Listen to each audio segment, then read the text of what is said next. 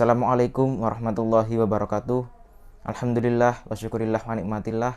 La haula wa la quwata illa billahil aliyil azim. Amma ba'du. Teman-teman yang dirahmati Allah Subhanahu wa taala, alhamdulillah dalam kesempatan kita kali ini dapat bertemu lagi dalam acara Pemuda Pencerah Islam. Kali ini saya akan membawakan sebuah tema baru, yakni sejarah radio dan perkembangannya pada saat ini, yang mana dalam referensi kali ini kita membawakan dari buku Model Pembelajaran Penyiaran Radio. Seperti ini bukunya. Nah, ini ditulis oleh Dewi Kusumaningsih.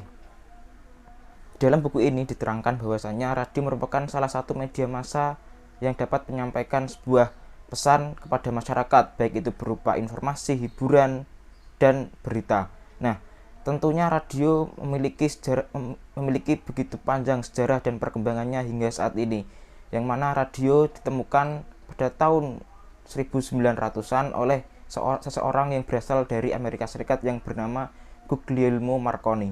Atas penemuannya tersebut, maka banyak orang yang ingin memiliki radio tersebut dan dapat berkembang pesat hingga saat ini.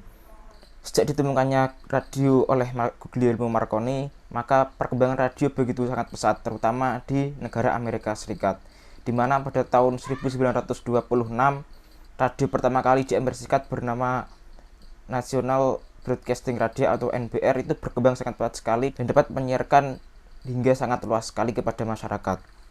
Nah, kemudian radio masuk di negara Indonesia itu sejak zaman penjajahan kolonial Belanda, yang mana radio pada saat itu bernama Bataviase Radio Vereniging atau BRV, yang merupakan radio milik swasta. Nah, radio di zaman kemerdekaan ataupun di zaman penjajahan itu sangat penting sekali dan sangat berguna sekali. Untuk apa?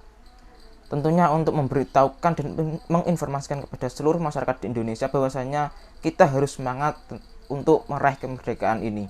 Jadi setelah radio BRV pertama kali itu muncul di Indonesia, maka tak lama kemudian radio-radio yang lainnya pun ikut bermunculan. Maka dari itu dalam sejarahnya radio sangat berperan sekali dalam kemerdekaan Indonesia, yang mana tidak dapat dilupakan dan harus dilestarikan hingga saat ini. Seiring berkembangnya zaman dan setelah kemerdekaan, radio-radio pemerintah dan radio swasta pun mulai bermunculan dan berkembang sangat pesat hingga saat ini. Namun akhir-akhir ini perusahaan radio memang mengalami penurunan yang cukup signifikan, dikarenakan persaingan di dunia digital maupun digitalisasi itu berkembang sangat pesat dan semakin canggih pada saat ini. Maka dari itu, radio mau tidak mau harus mampu mengikuti zaman dan mengikuti arus digitalisasi tersebut. Nah, pada saat sekarang ini radio tidak hanya digunakan sebagai hiburan, informasi, dan berita saja, akan tetapi radio juga dapat digunakan sebagai radio dakwah, seperti itu. Jadi untuk radio dakwah sendiri merupakan radio yang khusus digunakan untuk berdakwah dan mendengarkan suara-suara alunan Islami ataupun suara Al-Quran dan sebagainya. Hal ini tentunya agar apa? Agar perkembangan Islam itu dapat didengar oleh masyarakat luas dan agar perkembangan radio pun tidak semakin punah. Jadi kita sebagai pemuda Islam itu harus melestarikan bagaimana radio ke depannya agar dapat digunakan sebagaimana mestinya, terutama para pemuda Islam untuk digunakan sebagai dakwah. Tidak hanya dakwah melalui media sosial baik itu Instagram, YouTube, TikTok dan sebagainya. Radio pun masih bisa kita gunakan sebagai dakwah.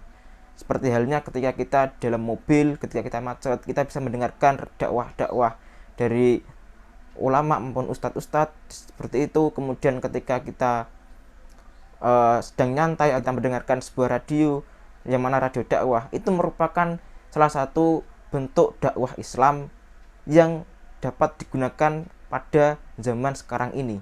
Jadi kita juga harus menyeimbangi zaman, di mana zaman digitalisasi yang semakin canggih ke depannya ini. Dakwah di radio itu merupakan bagian dari dakwah bil lisan, yang mana kita hanya menggunakan lisan kita saja untuk menyampaikan sebuah dakwah Islam kepada umat manusia ataupun umat Islam.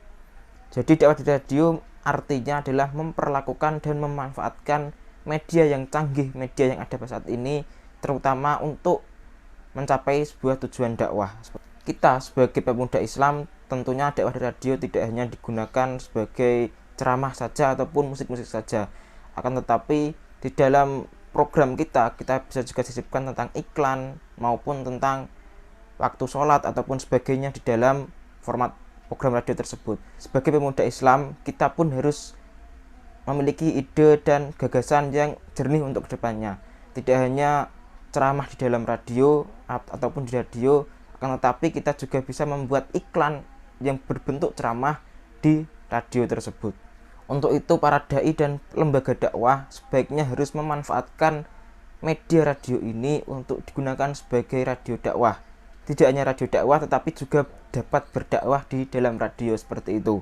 Seiring dengan berkembangnya waktu, radio pun memiliki keunggulan dan keunikan yang berbeda pada saat ini, yang mana radio tidak hanya didengarkan dengan alat radio saja, tetapi kita juga bisa akses radio menggunakan internet seperti itu. Jadi ini merupakan sebuah imajinasi dan gagasan terbaru yang mana dapat mengikuti arus zaman yang berkembang sangat canggih sekarang ini.